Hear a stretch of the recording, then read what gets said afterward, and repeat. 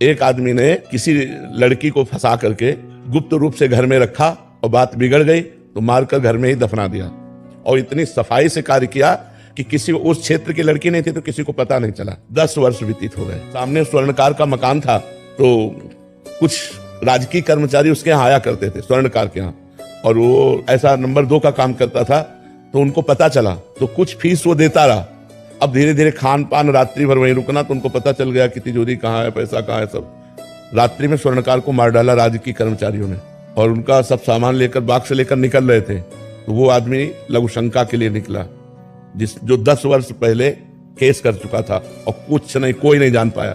वो निकला, उन्होंने देखा तो उनका कुछ करके आ रहे हो आप लोग, घबराए दिखाई दे, बाग से कहाँ से लेके आ रहे हो? चुप, हम तुमको भी इसमें से कुछ दे देंगे, तुम अपने घर जाओ। तो उनका नहीं, हम ये तुम्हें चोरी नहीं करने देंगे। तो उसने कहा हम चोरी नहीं किया, हम उसको मार के भी आ रहे हैं। अगर तुम्हें चैन से जीना है तो इसमें कुछ हिस्सा ले लो और जाओ। तो उसने कहा बिल्कुल नहीं ले सकते, हल्ला मचा रहे हैं। बोले मचाओ हल्ला। उसने हल्ला मचा दिया। हल्ला मचा दिया तो उसने उसको पकड़ लिया, हल्ला मचाने वाले को, और कहा अब भाग के कहाँ जाएगा? 10-20 लोग आ गए। बोले इसने स्वर्णकार को मारकर देखो ये बॉक्स लेकर के जा रहा था, हम पकड़ा रहे तो हल्ला मचा। पूरा का पूरा केस उसके ऊपर डाल दिया।